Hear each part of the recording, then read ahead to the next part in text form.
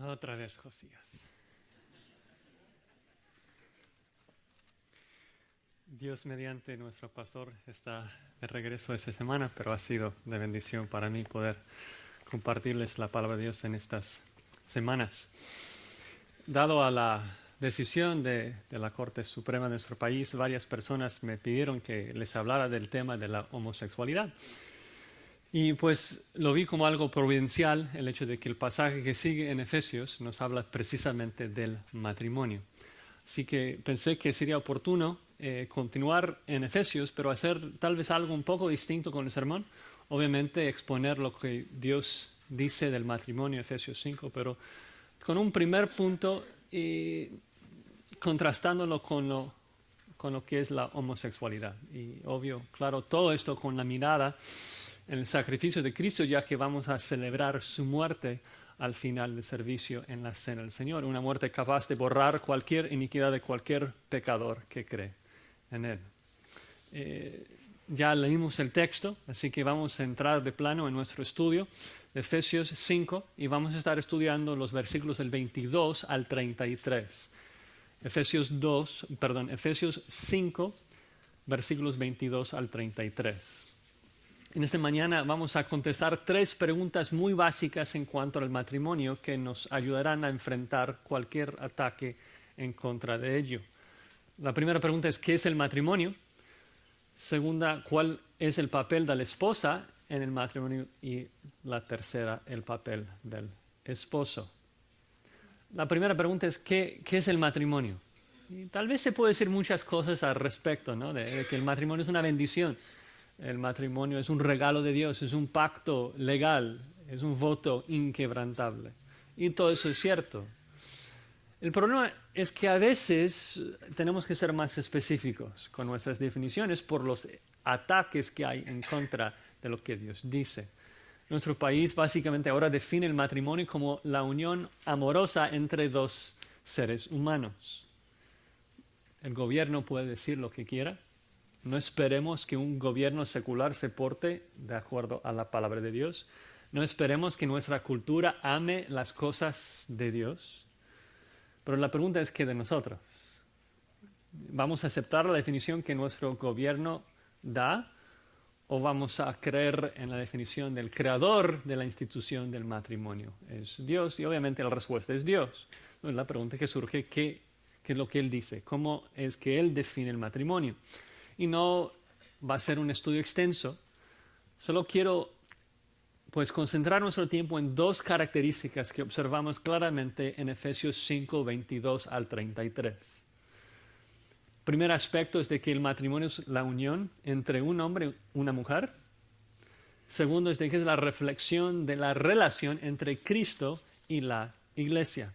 Y perdón, son cosas muy básicas, pero creo que necesitamos escucharlo y espero que sea de bendición.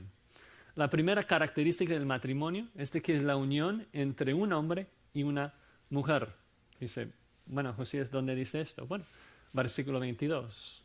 Observen que dice: las casadas estén sujetas a sus propios maridos.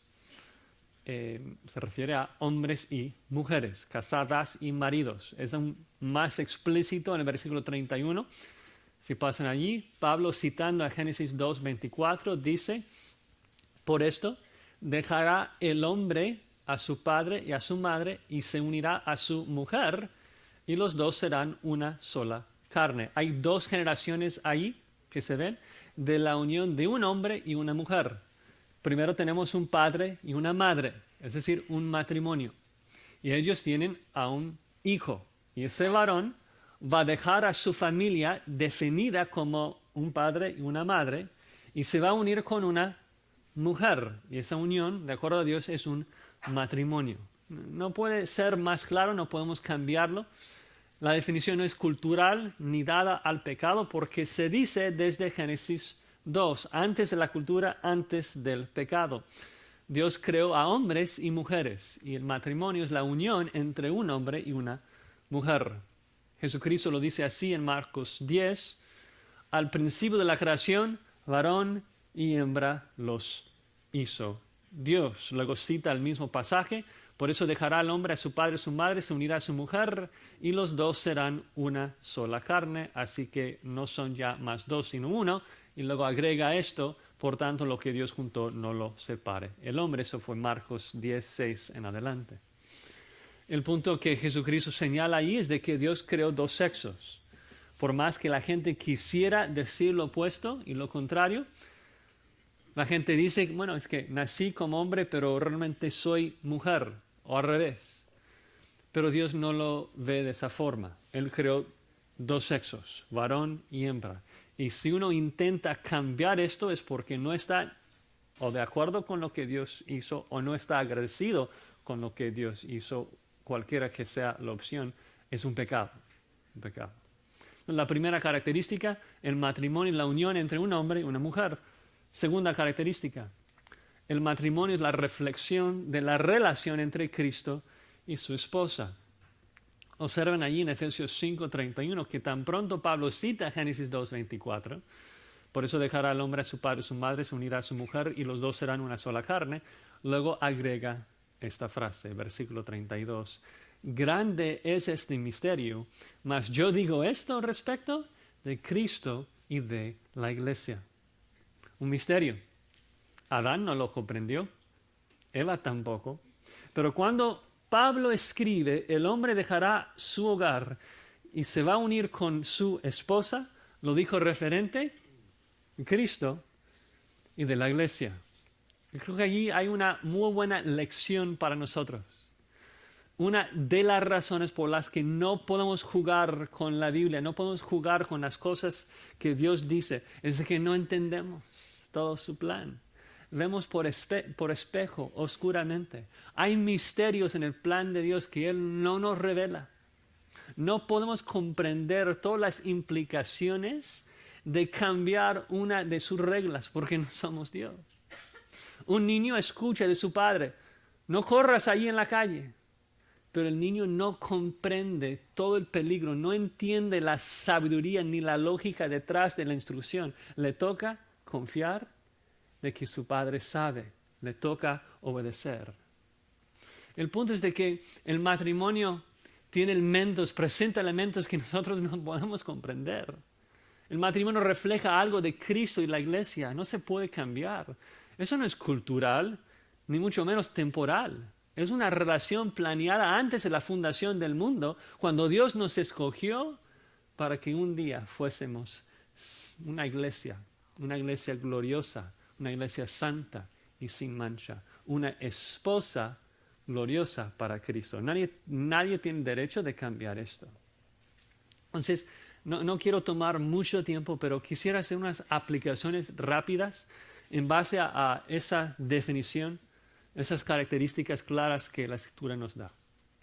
Primero es de que cualquier acto homosexual, sea un pensamiento como un acto, es un pecado, distorsiona el plan de Dios y es cometer fornicación.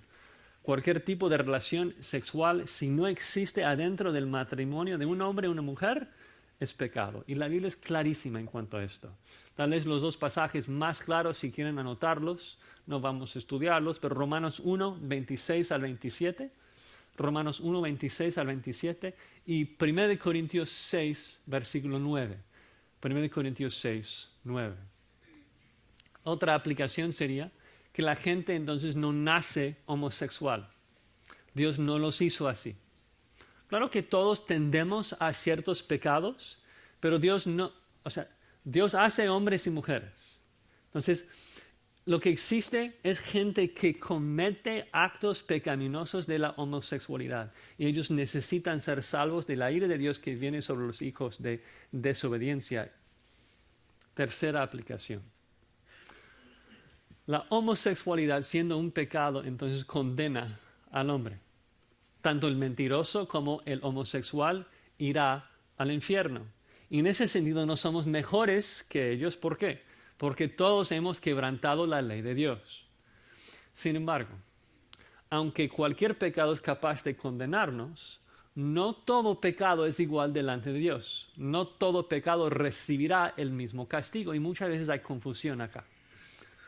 La Biblia habla mucho de que ciertos pecados son peores que otros. y por lo tanto recibirán mayor castigo, mayor condenación. De un lado, todos afirmamos y entendemos de que todos los que pecan sufrirán eternamente en el infierno y será terrible para todos los que van ahí. Pero de otro lado, el infierno no será igual de terrible para todos. Hay ciertos pecados peores que otros. Tú dices, bueno, seguro la homosexualidad es el pecado más feo. Bueno, en un sentido, Romanos 1 explica de que es un pecado feo. Ocurre al final cuando el pecador toca fondo y Dios le entrega a sus propias concupiscencias. Pero quiero que me acompañen a Mateo 11. Mateo capítulo 11, versículo 24. Jesucristo está hablando a gente muy religiosa, gente que asistía a las reuniones en donde hablaba de la palabra de Dios. Está hablando a la gente que escuchaba sus sermones y vieron sus milagros. Mateo 11, 24. Dice así: por tanto os digo que en el día de juicio será más tolerable el castigo para la tierra de Sodoma que para ti. Es decir, de acuerdo a Cristo, el que escucha el Evangelio y lo rechaza tendrá un mayor castigo que el homosexual de Sodoma. Más luz, más responsabilidad. Entonces sí es cierto que la homosexualidad es terrible, pero cuidado, Dios no juzga de acuerdo a tus estándares. Cuidado es juzgar a otros, porque en lo que juzgas a otro te condenas a ti mismo, porque tú que juzgas haces lo mismo, es decir, tú también pecas y pecas bajo más luz. Cuarta aplicación. ¿Qué de nuestra nación? ¿Cómo hablamos con la gente? ¿Cómo hablamos con nuestros niños de la homosexualidad? Para no desviarnos tanto, solo unos consejos rapiditos. Me parece que la gente cae en uno de dos extremos. Odian a los que practican la homosexualidad o celebran su homosexualidad. Y ninguna de esas opciones es bíblica. No podemos odiar a nadie, sino que debemos amar, pero tampoco podemos celebrar su pecado. Entonces, ¿qué hacemos? Bueno, la Biblia es clara. Los amamos, pero ¿cómo los amamos? Los amamos al confrontar el pecado que les condena. Y luego les compartimos las buenas nuevas de que Dios en su gran misericordia está listo con los brazos abiertos para recibirlos y perdonarlos de todos sus pecados. Y oramos lo mismo por nuestros líderes. Nuestra responsabilidad, hermanos, está con el Evangelio. El Evangelio es la solución. Dios en su misericordia ha provisto salvación para todo aquel que cree. No esperemos, hermanos, que nuestra nación sea evangélica. ¿No? Oremos por nuestra nación, pero la oración es que Dios salve a nuestros líderes. No va a salvar a la generación, va a salvar gente de esa perversa generación. Entonces oramos por ellos. Pero si nos den libertad o nos persiguen, nuestra responsabilidad no cambia. Es de vivir el Evangelio y proclamarlo en todo momento. Y finalmente, a lo mejor porque tenemos niños pequeños, mucha gente nos ha preguntado, ¿qué decimos a nuestros hijos? Yo creo que hay que hablarles. A lo mejor sea un poco controversial, pero ¿saben que nuestros niños están aprendiendo de la homosexualidad todos los días en la escuela, todos los días en el mundo, y están escuchando puras mentiras? Y necesitan escuchar la verdad de nosotros. Entonces, por favor, explica a tus hijos que la gente desobedece igual que nosotros. Nosotros más o menos les hemos dicho algo así, que Dios dice que el matrimonio está entre un hombre y una mujer, pero la gente desobedece. Hace lo que quiere, igual como tú, mijo. Cuando me mientes, cuando sabes que Dios te dice que no, y lo que ellos necesitan es lo que tú necesitas. Es acudir al Salvador para que Él borre todas tus rebeliones, ¿no? El punto es que hay que hablar, porque ellos necesitan saber de que la homosexualidad no es aceptable, pero tampoco debemos callarnos y crear en ellos un odio o un temor hacia los homosexuales? Porque si es así, no los van a amar con el Evangelio. ¿Saben qué? Habrá más matrimonios, entre comillas, más matrimonios homosexuales en la generación de nuestros hijos. Será más normal para nuestros hijos. Nosotros tenemos la responsabilidad, de acuerdo a Efesios 6:4, de instruir a nuestros hijos en los caminos del Señor, para que ellos vean a esa gente como almas que necesitan el Evangelio, igual como ellos mismos. Último consejo.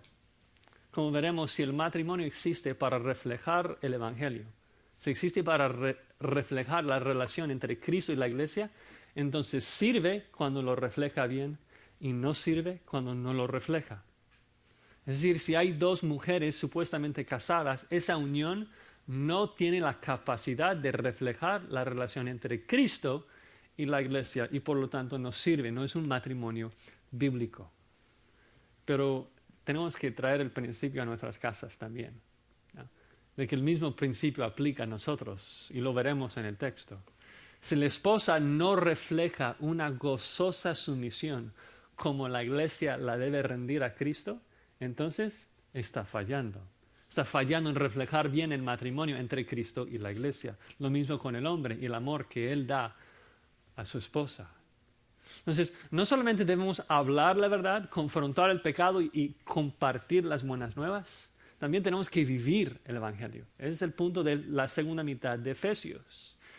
Y una de las maneras, yo creo, que vamos a mostrar a la gente que somos hombres nuevos y vamos a mostrarles la sabiduría del plan de Dios para el matrimonio, es precisamente que nosotros tengamos matrimonios buenísimos, llenos de gozo, matrimonios que reflejen la sabiduría del plan de Dios para el matrimonio. Un hombre muriendo a sus propios deseos para servir y amar a su esposa y una esposa gozosamente sometida a su cabeza, su esposo, ¿no? Luego nos van a ver, se van a dar cuenta de que sus supuestos matrimonios no sirven, ¿no? Entonces, con eso en mente, vamos a hacer un repaso de un texto súper conocido, recordándonos de unas cosas. No voy a dar muchos consejos prácticos. Si esto es lo que buscas, te recomiendo que te inscribas para el próximo retiro de matrimonios. Lo hacemos todos los años. Pero vamos a entrar ahora en el texto con dos preguntas que nos quedan. Primero, ¿cuál es el papel de la esposa? Y luego del esposo. Empezando con el versículo 22 de nuevo. Pablo, cuando nos habla del papel de la esposa en el matrimonio, nos presenta con tres elementos: una acción, una razón y luego un patrón para seguir. Primero nos habla de una acción. En Efesios 5:22, las casadas estén sujetas a sus propios maridos como al Señor. Las esposas deben estar sujetas. Obvio, en nuestra sociedad esa palabra suena como una mala palabra. Terrible, degradante. Así que necesitamos hacer unas observaciones acerca de la sumisión bíblica.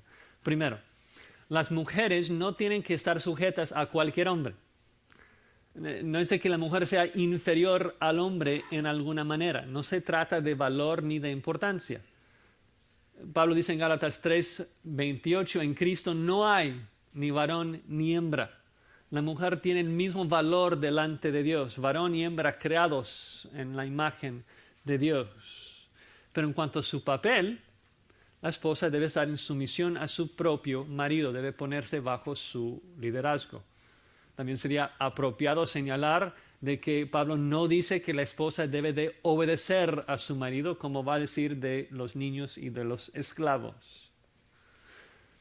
La sumisión es algo bello en la Escritura. Es algo que trae gozo. Vemos que Cristo se somete a su Padre y no porque sea inferior. Ellos comparten la misma naturaleza, pero hay incluso papeles entre la Trinidad, ¿no? 1 Corintios 11:3 dice que el Padre es la cabeza de Cristo, Cristo es la cabeza del varón y el varón la cabeza de la mujer. Es decir, que Cristo se somete a su cabeza, se somete a su Padre y no así, sino que es un gozo, es algo lindo entre la Trinidad, de que Cristo se sujeta a su Padre. Además, como vemos en el versículo anterior, en el versículo 21, Pablo dijo, someteos unos a otros en el temor de Dios. Es decir, es algo común a todos nosotros. Si a ti no te gusta estar sometido, es porque no es un cristiano. Porque es algo que todos debemos hacer los unos a los otros. Es una acción común a todo cristiano. Pero comienza y dice, someteos los unos a los otros en temor de Dios. Y luego explica exactamente cómo funciona esto en el matrimonio. La esposa está sujeta a su marido porque es la cabeza del hogar y luego el esposo debe morir a sí mismo en amor a su esposa. Esto es cómo funciona la sumisión del versículo 21 adentro del matrimonio. Otra observación que a lo mejor no se ve tan claramente en español, vemos la traducción ahí, estén sujetas, y cuando leemos esto yo creo que suena algo pasivo, como ser sometido al gobierno. Y puedo estar sometido al gobierno sin hacer nada. O sea, si no cometo un delito, si no hago nada mal, pues estoy sometido al gobierno. Así funciona tal vez con el gobierno, pero no en el matrimonio, no acá. Esto es activo. Es paralelo al versículo 21, dice, someteos unos a otros. Las esposas así con sus esposos. Es algo que haces. Es decir, no puedes decir, pues no le dije que no. Así que estoy sometida. Incorrecto. Si no estás haciendo nada para someterse, no estás obedeciendo este pasaje, este mandato, que es un mandato de hacer algo. Esta sumisión es voluntaria, es activa, es una actitud que busca seguir al esposo y activamente alinearse bajo su liderazgo. Dices, Josías, esto suena difícil. Bueno, espérenme para llegar a los esposos. Pero Pablo también reconoce que es algo difícil, que está en contra de la vieja manera de vivir, y por eso termina el versículo 22 con una motivación. Dice, como al Señor. Ahora, noten que Pablo no dice, estés sujeta a tu marido como si él fuese tu Señor. Los esposos a lo mejor lo quisieran así, pero no es lo que Pablo dijo. Sino que dice, hazlo como al Señor. Es la misma motivación que da a los esclavos referente a sus amos. En Efesios 6:5, siervos, obedeced a vuestros amos como al Señor. Es decir, hazlo como si estuvieras haciéndolo ¿para quién?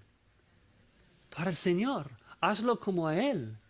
Él te ha dado un marido como la cabeza del hogar, e independientemente de lo que tu marido hace, Dios es quien lo estableció ahí. Pues sométete como si estuvieras haciéndolo a Dios. Es un acto de adoración, no a tu marido. Es un acto de adoración a Dios. Hazlo como a Él. Tantas veces lo que nos preocupa es si el otro está haciendo su trabajo bien. La esposa dice, pero no me ama. Por eso no me sujeto a él. El papá dice de sus niños, pero no me obedecen. ¿Y qué? Preocúpate de los mandatos que te pertenecen a ti, de los mandatos que Dios te ha dado a ti, y deja que Dios te demuestre la sabiduría de su plan. Padres, no se preocupen tanto de la desobediencia de tus hijos. Preocúpate de no exasperarlos y de instruirlos y de disciplinarlos. Haz esto y verás la sabiduría del plan de Dios. ¿No? A veces, por ejemplo, la mujer tiene un marido difícil y piensa que sabe un mejor plan. Piensa que sabe una mejor manera de hacer de que su marido guíe a la familia en las cosas del Señor o que llegue a la salvación. Hay una manera, y es obedecer la Biblia. Es el mejor plan, es lo más sabio. Obedecer lo que Dios nos dice a nosotros. hermana, deja de controlar y de manipular a tu marido, pensando que esto va a ayudar. No va a ayudar, no va a ayudar. Lo único que va a ayudar es seguir el plan y el patrón divino para el matrimonio. Ahora el versículo 23, Pablo nos da la razón por la cual la esposa debe estar sometida. Y repito, no es porque la sumisión sea parte de la caída, no, sino que es dado al orden de la creación. Dice, porque el marido es la cabeza de su esposa. Génesis 2 dice que la esposa es la ayuda idónea. Eso es Génesis 2, eso es antes de la caída, eso es parte del plan de Dios. Y agrega, así como Cristo es la cabeza de la iglesia, la cual es su cuerpo y Él su Salvador. Cabeza significa autoridad, creo que eso es obvio. Que las instrucciones vienen de la cabeza, no del cuerpo, no de los otros miembros, ¿no? El cuerpo no da instrucciones ni mandatos a la cabeza, sino al revés. Y así debe de funcionar. Así funciona con Cristo y la iglesia. Incluso Pablo se adelanta un poquito para hablar del patrón al final del versículo 23 y dice de que Cristo es el Salvador del cuerpo. Tratando de dar a entender un poquito, creo, a las esposas la sabiduría de estar sometida. El punto es esto. Cristo es el Salvador del cuerpo. Cristo murió para proteger al cuerpo. Es lógico entonces que el cuerpo esté sometida a su cabeza. Porque la cabeza busca el bien ¿de qué? Bien del cuerpo, la cabeza. Así debe de funcionar el matrimonio. El esposo muriendo, eso es lo que veremos en el versículo 25. La esposa sujeta. Pero antes de llegar, Pablo explica el papel de la mujer de manera un poco más clara. El versículo 24. Explicando el patrón que la esposa debe de seguir. Dice en el 5:24. Así que, como la iglesia está sujeta a Cristo, así también, en la misma manera, las casadas lo estén a sus maridos en todo. Yo personalmente creo que el principio acá es fácil de comprender. No estoy hablando de fácil de obedecer, de hacer, pero el principio, el concepto no es difícil de entender. Dice que en la manera que la iglesia es sujeta a Cristo, hazlo así con tu marido en todo. Ahora, obvio, si tu esposo te obliga a pecar, hay que obedecer a Dios antes que los hombres. Eso es obvio. Pero en lo demás, te sujetas en todo. Dices, ¿en la cocina? Pero no sabe cocinar. Me pregunto, el texto dice que en los lugares en donde Él sabe más, Él es tu cabeza, y en las áreas en donde no, allí tú reinas.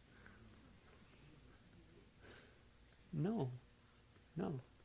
Dices, pero Él es malo. Él no quiere dejarme ir con mis hermanas. ¿Dios te obliga? ¿Te manda a ir con tus hermanas? Si no, pues tu marido no te está obligando a pecar. Así que hay que estar sujeta en todo. Y con el deseo de no meterme en más problemas, voy a hacer una sola aplicación más y creo que con esto basta. Voy a leer el versículo de nuevo. El texto es como resumen. Así que como la iglesia está sujeta a Cristo, así también las casadas lo estén a sus maridos en todo. Mi hermana, si alguna vez tiene una duda, si debes o no debes decir o hacer algo, creo que la pregunta es básica. La pregunta es esta. ¿La iglesia debe decir esto a Cristo? Y si la respuesta es no, jamás, ni cerca, entonces ¿por qué lo vas a decir a tu marido? Para ver todo junto, el tema de la mujer, el versículo 33, ahí al final, nada más una frase más, dice, y que la mujer respete a su marido.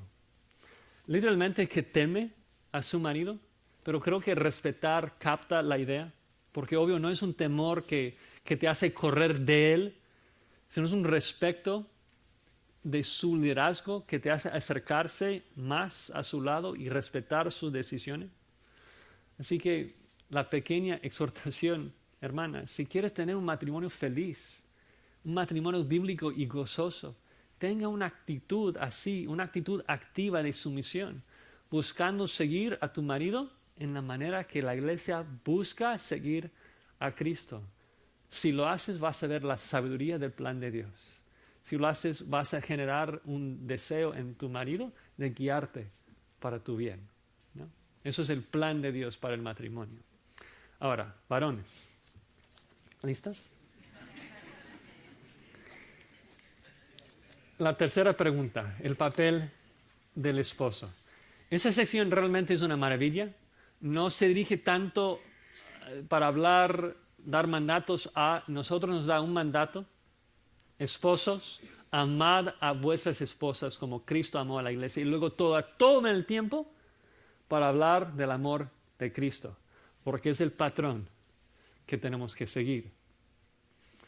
Si la sumisión se ve difícil, agárrense, porque Dios nos llama a morir, literalmente morir. Dice versículo 25, como Cristo amó a la iglesia y se entregó a sí mismo por ella. Una obvia referencia a una muerte terrible, la muerte en la cruz. Entonces quisiera, como hicimos con las hermanas, hacer unas observaciones, ver unas de las características del amor de Cristo que Pablo subraya acá para que podamos seguir el ejemplo. Primero, ves que el amor de Cristo se demuestra en acción. No dice esposos, amen a sus esposas y sientan un profundo sentir de quién sabe qué. No. Dice, ámalas y eso se demuestra en acción. El amor bíblico se demuestra con acciones. El amor es sufrido, es benigno, todo lo sufre, todo lo soporta. Son verbos, son acciones. Y la acción que Pablo subraya es que Cristo se entregó a sí mismo, que murió. Es algo que tenemos que hacer. Es lo mismo que dije a mis hermanas. Si no estás haciendo nada, es que estás desobedeciendo. Si no estás activamente matando a tus propios deseos, matando a tus propios intereses para servir a tu esposa, es porque no estás siguiendo el ejemplo de Cristo. Tenemos que amar a nuestras esposas y eso significa hacer algo. No puedes amar a tu esposa bien desde el sofá. Tienes que hacer algo. Me estoy soltando a mí mismo, ¿no? Segundo elemento. Cuando Pablo habla de la muerte de Cristo, señala que era una muerte voluntaria. Dice que, no dice que murió, que fue matado, sino que Él se entregó a sí mismo por ella. Cristo no era una víctima, dio su vida voluntariamente. Él dijo, nadie me la quita, sino que yo de mí mismo la pongo. Nuestro amor, hermanos, debe ser voluntario, porque queremos. No porque, bueno, si no hago esto, luego me voy a meter en problemas, y luego esto. Y las esposas son muy sabias, saben cuando lo haces porque sientes obligado. El amor de Cristo no es así. Nos escogió por el puro afecto de su voluntad, porque quiso, porque vino a morir, porque quiso hacerlo. Nuestro amor debe ser así. ¿Por qué hago esto? Porque la amo, la quiero y quiero servirla. Es un gozo hacerlo. Esto, así es el amor de Cristo, así debe de ser con nosotros. El tercer elemento, vemos que Cristo tomó la iniciativa. Dice que se entregó a sí mismo por ella para santificarla. ¿Quién buscó a quién ahí? Cristo buscó a la iglesia, no hay lugar a dudas. Desde Efesios 1, esta carta está llena de ese principio, de que Dios nos escogió antes de la fundación del mundo. 1 Juan 4, 19 dice que nosotros le amamos a Él, ¿por qué? Porque Él nos amó primero. Varones, les pregunto, ¿tu amor toma la iniciativa? ¿Tú buscas a tu esposa? Cuando una vez al año, si ella te ofende, vas a la cochera, te escondas, haciendo que ella tenga que buscarte a ti. Esto no es morir a ti mismo. Eso no es amar como Cristo amó. Tú tienes que ser el primero. O sea, obvio es una exhortación para los dos. Debemos buscarnos en el matrimonio. La esposa debe buscar reconciliación. Pero, mi hermano, si te gana en hacerlo, has fallado. Has fallado. Claro que debemos los dos buscar reconciliación. Pero, mi hermano, si tu esposa te gana y lo hace primero, es porque has fallado. Ya esperaste demasiado. Tú sea el primero que se humilla para ir y buscar reconciliación. Tú sea el primero que se humilla. ¿Qué dice Filipenses 2? Que Él se quedó ahí en su trono en el cielo, se humilló y vino. Humíllate, sigue sus pisadas, humíllate, búscala y pide su perdón. Tú sé el primero. Cuarto elemento, versículo 26. Es un amor, puse aquí, es un amor inmerecido, pero el punto es que es un amor de que la iglesia no tuvo que ganar. ¿Por qué digo esto? Porque el texto dice que Cristo buscó a la iglesia para santificarla y purificarla. Es decir, de que Cristo buscó a la iglesia cuando ella necesitaba un lavamiento, cuando no merecía su amor. Teníamos manchas y arrugas, teníamos pecado. Y Cristo vino, y observen los verbos, Cristo vino para santificarla. Es decir, que su propósito es paulatinamente santificarnos, para que un día seamos como Él, sin pecado. Pero luego dice, habiéndola purificado. Es decir, sí nos está santificando, pero ya nos ha purificado a través del lavamiento de la palabra. El punto es esto, de que a través del Evangelio ya hemos sido perdonados de todos nuestros pecados y ahora Cristo nos está santificando. Aplicación. Hermano, esposo, ¿tu esposa tiene que ganar tu amor? ¿Tú amas a tu esposa con un amor católico, haciéndola merecer y ganar tu amor, o la ofreces gratis? Porque Dios nos escogió por el puro afecto de su voluntad y nos salvó por gracia. Hermano, derrama tu amor sobre ella independientemente de lo que ella hace. Si tu esposa te ofende y luego ella tiene que hacer ciertas obras o ciertos ritos para ganar de nuevo tu amor, es porque estás reflejando un evangelio católico. Porque el evangelio de Cristo no es así. El evangelio de Cristo son buenas nuevas. De que no tenemos que ganar su amor, sino que Él, porque quiere, lo derrama sobre nosotros. Haz esto. Quinto elemento, versículo 27. El amor de Cristo es un amor intencional en cada momento. Tiene un propósito en todo. Y lo vemos a través de toda la Escritura, Romanos 8, 28. Todo lo que Dios hace, lo hace para nuestro bien, con una intención de transformarnos y santificarnos a la imagen de Jesucristo.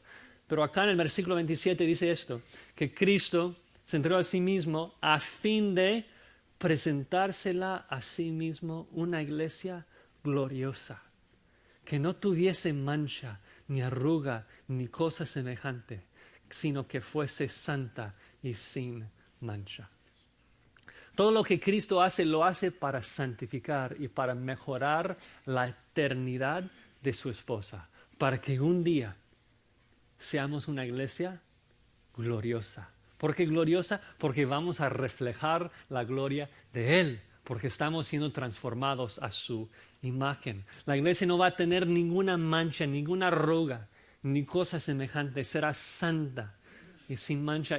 Y Pablo tiene que poner más y más palabras allí, enfatizarlo, porque es tan inimaginable cuando pensamos en quiénes somos, cuando pensamos en los pecadores que somos, de que un día Cristo va a poder presentar a sí mismo una iglesia gloriosa, una iglesia sin mancha, sin arruga, una iglesia perfecta.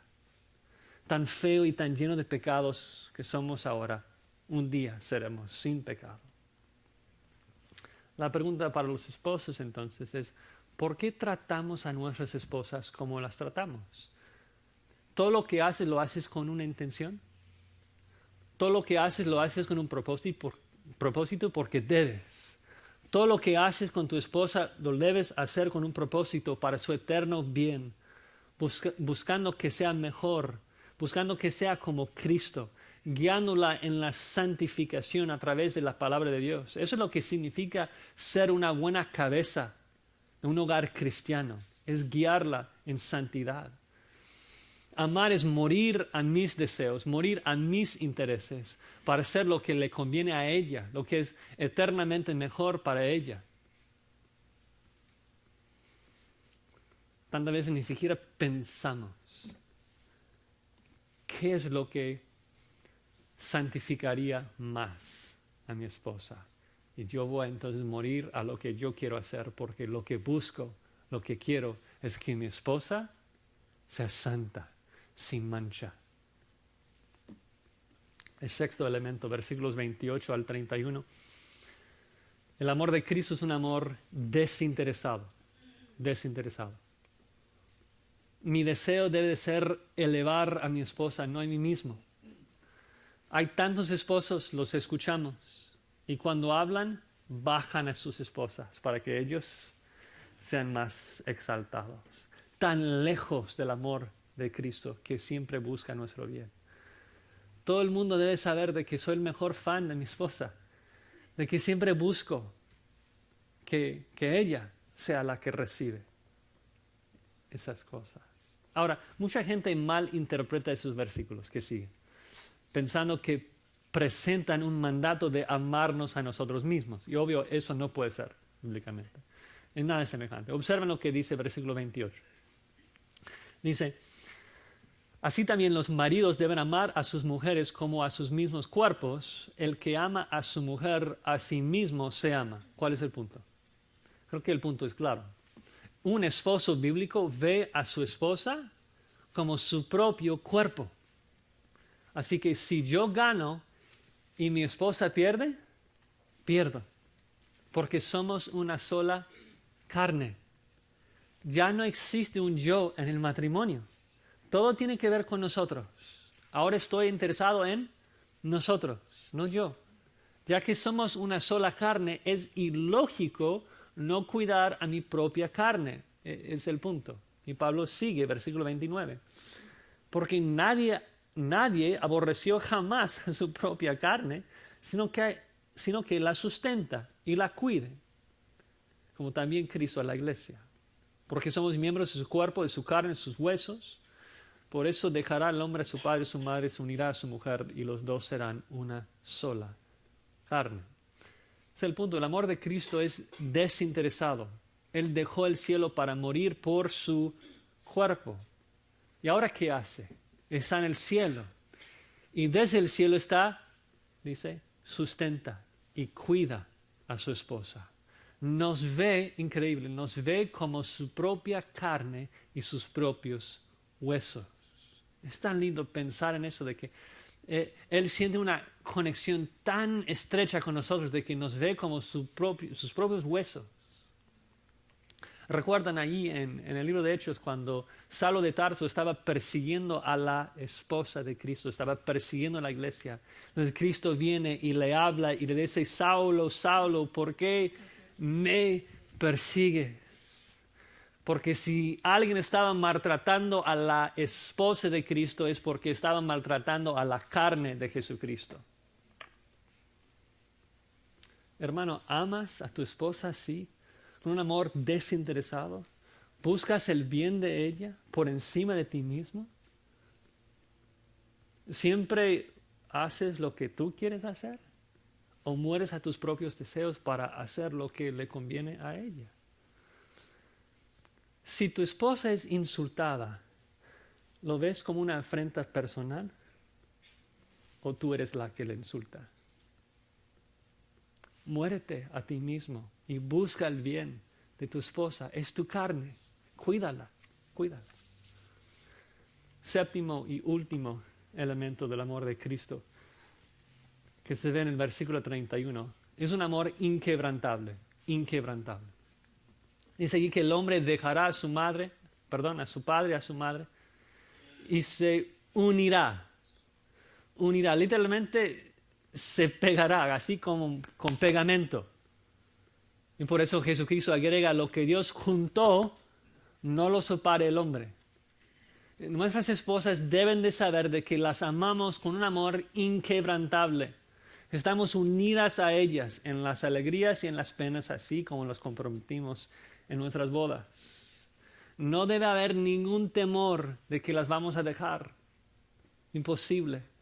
Cristo nos ama con un amor inquebrantable. Él va a perfeccionar, va a terminar la obra que comenzó en nosotros. Él dice, yo les doy vida eterna, no perecerán jamás. Imposible, imposible. Mi esposa debe saber de que la voy a amar todos los días, con un amor inquebrantable. Bueno, en conclusión, ya vimos un poco una definición del matrimonio desde Efesios 5, un poco los papeles tanto de la esposa como del esposo, pero quisiera terminar en el versículo 32, enfatizando de nuevo lo que está en juego acá. Es de que el matrimonio debe de reflejar el Evangelio. El matrimonio fue diseñado como una representación física y temporal de una relación eterna entre Cristo y la esposa. Debe de reflejar el amor de Cristo cuando Él dejó el cielo y vino y amó a su esposa. Debe de reflejar la gozosa sumisión de la iglesia hacia su cabeza, Jesucristo. Me pregunto, si no es fácil seguir a Cristo porque siempre sabemos que Él busca nuestro bien. Sí es fácil, debe ser así en el matrimonio. Y la pregunta es si nuestros matrimonios reflejan esto o no. Claro que los matrimonios del mundo no lo hacen porque han distorsionado la verdad de Dios. Pero ¿qué de nosotros? ¿Qué de nuestros matrimonios? Hermano, cuando la gente ve la forma que tú amas a tu esposa, ¿ellos ven una reflexión del amor de Cristo? Y si no, estás fallando. Mi hermana, cuando nosotros los hermanos acá en la iglesia vemos la forma que tú te sujetas a tu esposo, nos preguntamos, ¿cómo quisiera poder obedecer a mi Señor con un gozo así tan profundo como ella lo hace a su marido? Y si no, es porque estás fallando. Porque nuestros matrimonios deben de reflejar el Evangelio. Y pensando en esto, obvio, no queda dudas de que todos nosotros hemos fallado. Cuando nos comparamos con el patrón bíblico del matrimonio, nos damos cuenta de que ni cerca estamos. ¿Amar a mi esposo como Cristo amó en la iglesia? Y por eso es tan importante conectarlo con el párrafo anterior que estudiamos la vez pasada, de que esto es el resultado de vivir lleno del Espíritu, porque solamente a través de Él vamos a tener la capacidad de morir a mis propios deseos y servirla y amarla. Entonces, necesitamos pedir su perdón. No importa qué tan grave sea tu pecado, ni tan pequeño te parezca tu pecado, todos necesitamos perdón. Y lo bueno es que Dios te lo dará si lo pides en el nombre de Jesucristo, porque su amor es inmenso y eso es lo que vamos a celebrar ahora en la Santa Cena, de que hemos recibido el perdón de Dios. Hemos recibido el amor de Dios a través de la sangre de Jesucristo, quien murió y fue resucitado por nosotros. No importa qué tan grave sea el pecado de uno, la cruz del Calvario es capaz de borrar cualquier iniquidad. Vamos a orar. Señor, damos gracias por el matrimonio. Primordialmente, el matrimonio que nosotros, la iglesia, tenemos con nuestro esposo Jesucristo. Gracias porque nos escogiste y porque todo lo que estás haciendo en nosotros en este momento es para santificarnos y prepararnos para ese día cuando nuestro matrimonio será consumado en las bodas del Cordero. Gracias, Señor, te damos. Ayúdanos a vivir de acuerdo al modelo que nos has dejado, al patrón que nos has dejado. Que podamos nosotros reflejar el Evangelio en nuestros matrimonios. Y también pensando en lo que está pasando en nuestra nación en esos días, pedimos que nos des también valentía para no solamente vivir de acuerdo a ese estándar, sino también hablar con la gente de tu plan y de tu patrón para el matrimonio. Gracias te damos, Señor, por tu palabra que nos alumbra, que nos guíe y pues te imploramos, Señor, que también nos ayudes a través de tu Espíritu Santo de transformarnos y cambiarnos para que podamos glorificarte y adorarte aún más y más todos los días. Para la honra y gloria de Jesucristo lo pedimos. Amén.